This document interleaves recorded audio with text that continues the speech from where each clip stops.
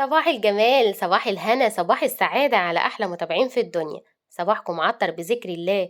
النهاردة هنعمل مع بعض شوية محشي ورق عنب باللحمة، حاجة كده خطيرة فوق الوصف. هنعمل مع بعض طاجن ورق العنب في الحلة وكمان في الصينية على البوتاجاز، وهندخل الفرن، واللي يعجبك اختاريه واعمليه. بس إن شاء الله هتبقى من هنا ورايح أستاذة في طاجن ورق العنب باللحمة.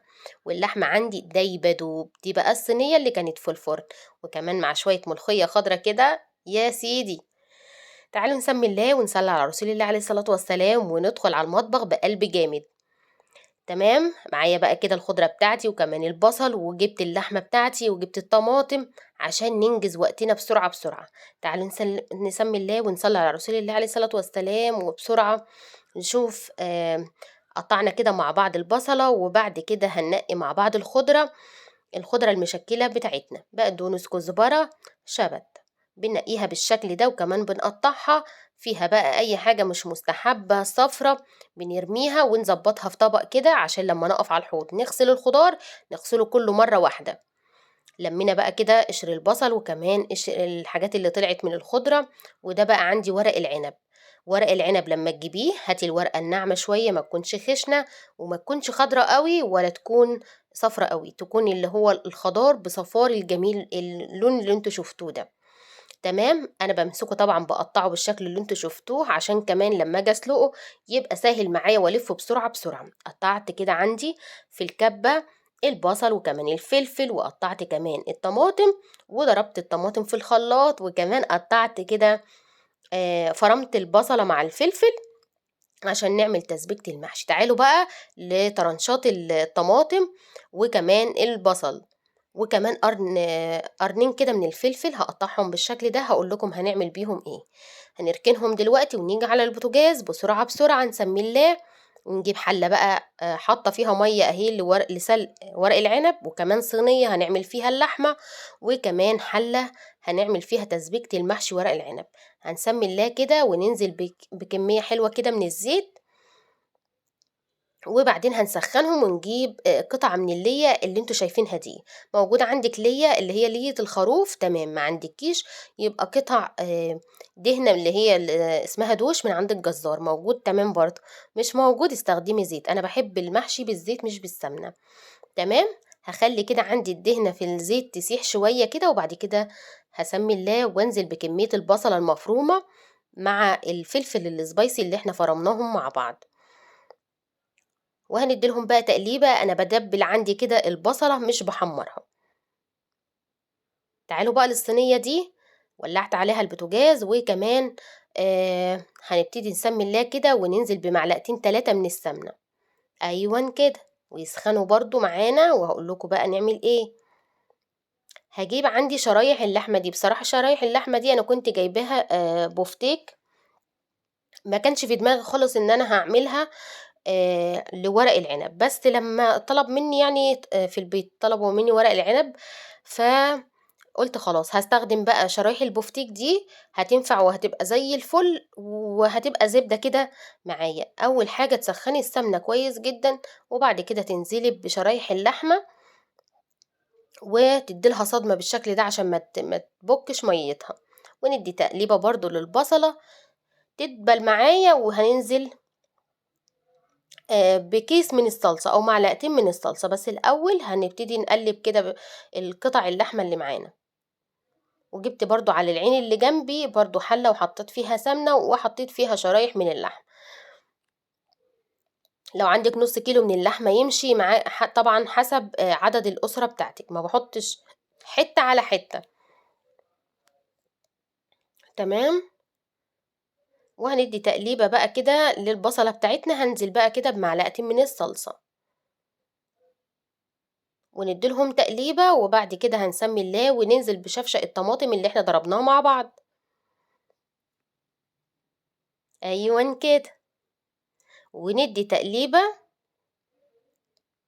بس نقلب بقى كده الشرايح. بصوا بعمل كذا حاجة في وقت واحد عشان انجز وقتي. ندي تقليبة برضو للشرايح دي،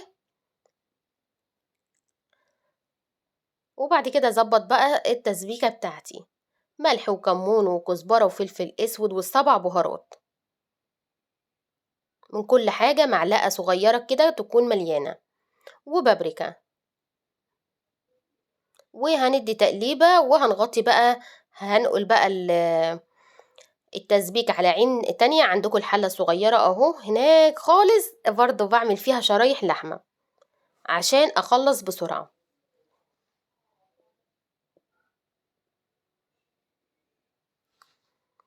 هنا زوّدت معلقة كده من الشطة لو أنتِ بتحبّي الحاجة spicy.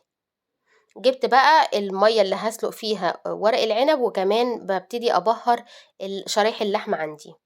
حطيت كل كمية اللحمة في الصينية عشان تتبهّر كلّها طعم واحد.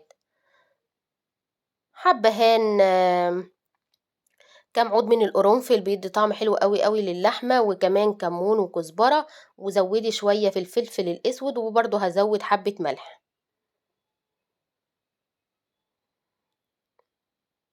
أهو. هاجيب بقى كده شرايح البصل وكمان الفلفل، وهندّي لهم تقليبة. أيوًا كده. عندي 5، 6 فصوص كده من التوم، هابتدي هاقطّعهم شرايح، يكونوا فريش كده بيدّوا طعم حلو أوي، أوي للحمة. لو أنتِ أول مرّة تشوفي قناتي، اشتركي معايا في القناة وفعّلي زر الجرس عشان يوصلِك منّي كل جديد، واعملي share للفيديو، وما تنسيش تحطّي لايك لو عجبِك طبعًا الفيديو. هانزل هنا كده بقى بشرايح الطماطم وندّي تقليبة. عايزة أقول لكم طعم اللحمة دي بتبقى خطيرة. هنا حطيت بتاع نُص معلقة بس صغيّرة كده من الملح، وهندّي لهم تقليبة وشكرًا على كده. التسبيكة شغّالة عندي على النار، وكمان شرايح اللحمة خلاص، وعندي مَيّة سلق ورق العنب باضيف فيها معلقتين من الزيت، وهاقول لكم فايدة المعلقتين الزيت اللي باحطهم في مَيّة السلق إيه. لمّا تيجي تلفّي بقى ورق العنب بتبقى طبعًا سايب من بعضه كده، ما يكونش بياخدوا وقت عشان تفرديه. الزيت بيسهّل معاكِ إن الورقة عقبال ما تسحبيها كده تكون مفرودة وتكون زي الفل. أهو.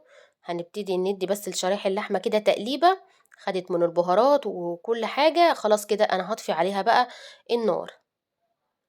خلاص كده. أهو.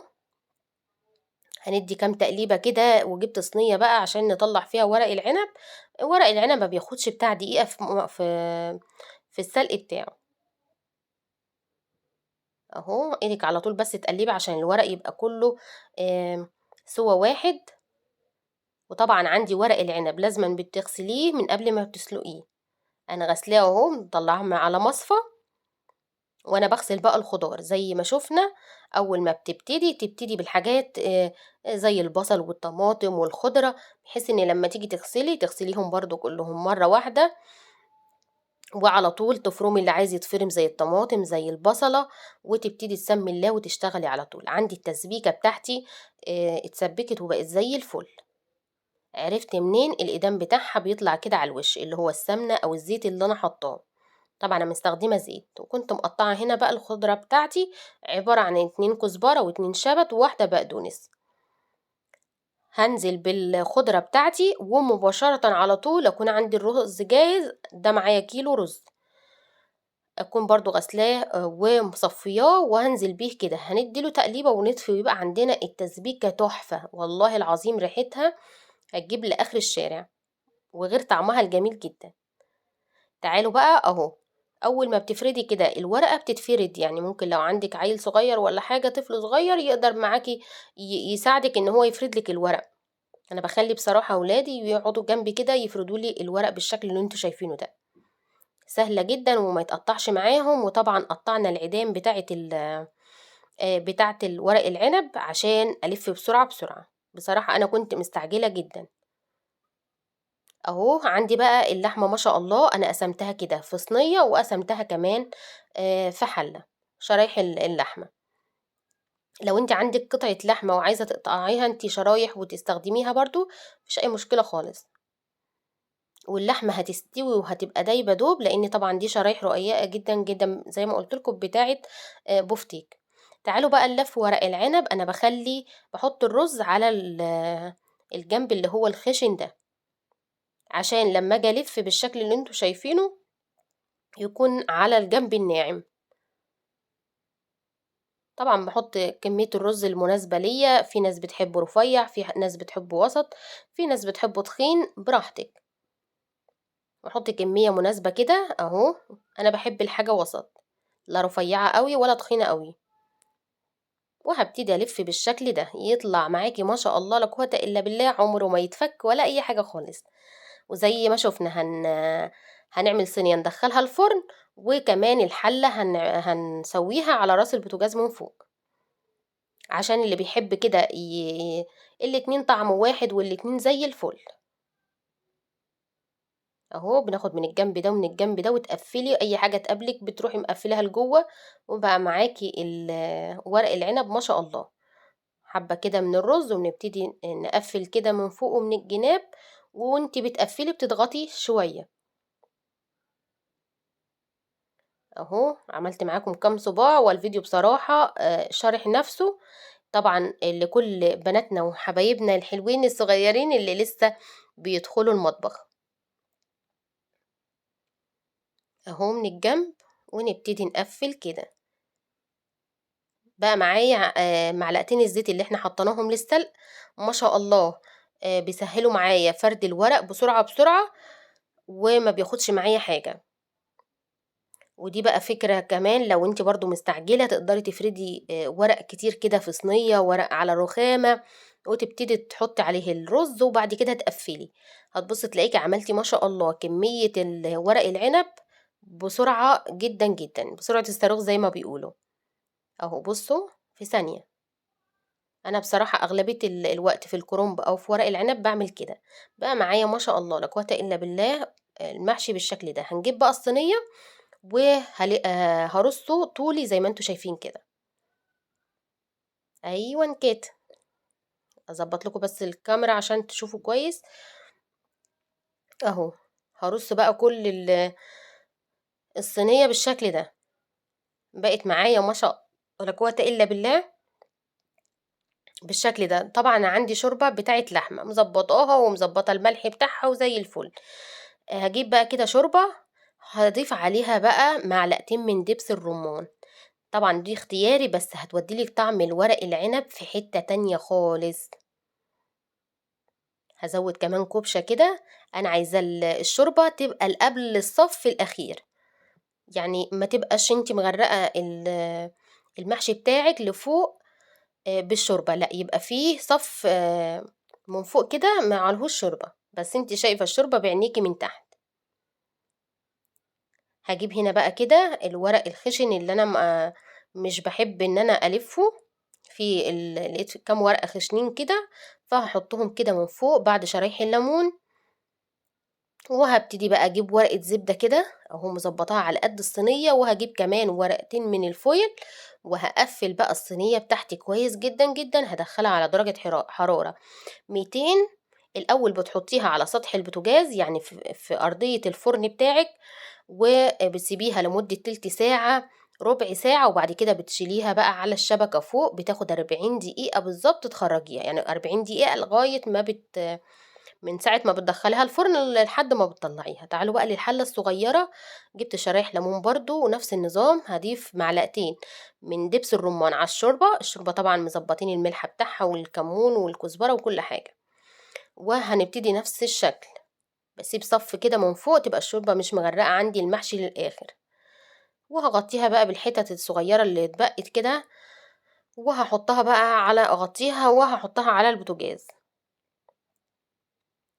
اللي على البوتاجاز دي ممكن تاخد معاكِ ساعة، لإن الأول بتسيبيها على نار عالية زي ما أنتم شايفين، وبعد كده بتوطّي النار. طبعًا كان عندي كيلو من الملوخية المقطّفة، قطّفتها بقى وغسلتها وضبّطتها وخرّطتها كمان بالمخرطة، أنا ما باحبش الملوخية بصراحة الجاهزة اللي برّه المُعلبة. خرطتها وجِبت بقى تعالوا بقى نعمل بقى شوية ملوخية عظمة.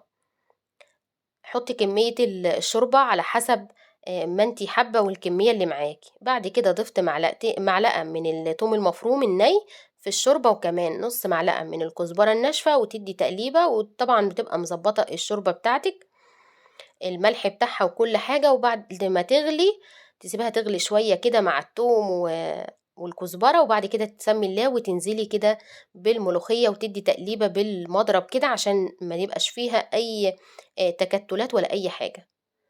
وتضبّطي طبعًا بقى تحطّي حبّة بحبّة وتقلّبي لغاية ما توصلي للقوام اللي أنتم شايفينه ده، ما شاء الله مضبوطة جدًا، جدًا، لا عمرها تسقط منِّك ولا أي حاجة خالص، ولونها أخضر جدًا، جدًا، جدًا. عايزة أقول لكم الكاميرا مش موضّحة، تخلّيها بس هتقوم في الغليان كده وتشيليها، نجيب معلقتين 3 كده من الزبدة، ويا سيدي لو الزبدة بلدي، وعندي المحشي أنا وطّيت عليه أهو، الحلة وطّيت عليها بقى خالص كده عقبال لمّا نعمل طشة الملوخية. هاجيب كمان معلقة كبيرة كده من التوم المفروم، هاضيف عليها برضه نُص معلقة من الكزبرة الناشفة، وهنسمي الله كده تبقى داخلة على الإحمرار، يعني تبقى اصفرِّت مش احمرِّت التومة عشان ما تمرّرش منِّك، تكون صفرا كده تسمي الله وتنزلي بقى بالشهقة الجميلة بتاعتِك، وتنزلي بالملوخية. وبقت الملوخية بتاعتي جاهزة، وتعالوا نسمي الله ونصلي على رسول الله عليه الصلاة والسلام، والصينية بتاعتنا خرجت من الفرن. عايزة أقول لكم ريحتها وطعمها قسمًا بربي وهم. جربي تضيفي دبس الرمان على المحشي، ورق العنب هيفرق معاكِ في الطعم جدًا، جدًا. بصوا لمعتها، عايزة أقول لكم الفلاش ما كانش منور، وكانت الإضاءة عندي فظيعة. هنسمي الله كده إيد من فوق وإيد من تحت، ونقلب مع بعض الصينية بتاعتنا الخطيرة، أهو بفوطتين من الجنب ومن الجنب وبالراحة خالص وبتشيلي، مش لازقة ولا أي حاجة، طلعت معايا اللهم بارك حاجة كده فوق الخيال، طعم وريحة وشكل ما أقولكوش، واللحمة دايبة دوبان. أهو بصوا الجمال، تعالوا بقى نشوف كمان الملوخية. انزل بقى بالملوخية حاجة كده اللهم بارك، والله الكاميرا ما مديالها حقها، طعم وريحة ما أقولكوش. أهو دول بقى هاطلّع من الملوخية وأطلّع الصينية، وتعالوا بقى للحلة ما شاء الله كمان كانت استوت معايا، هابتدي بالراحة أشيل الورق كده من على الوش وكمان شرايح الليمون، وهنسمي الله ونجيب برضه طبق اللهم بارك، برضه بنسحبها إيد من فوق وإيد من تحت بالفوطة، وبتسمي الله كده وتصلّوا على رسول الله عليه الصلاة والسلام، وقولوا لي رأيكم في الكومنتات، إيه رأيكم بقى في الجمال ده؟ تورتة يا أخواتي، حاجة كده بجد عظمة، إن كانت دي ولا اللي في الصينية. حابة بقى تسوّي على راس البوتاجاز سوّي، حابة تسوّي في الصينية في الفرن سوّي، الاتنين بجد طعم، طبعًا اللي في الفرن بتبقى طعم، ودي بتبقى طعم، والاتنين أطعم من بعض، والمحشي مستوي ولا فيه رُزاية خارجة برّه، ولا فيه واحدة مفكوكة ولا أي حاجة خالص.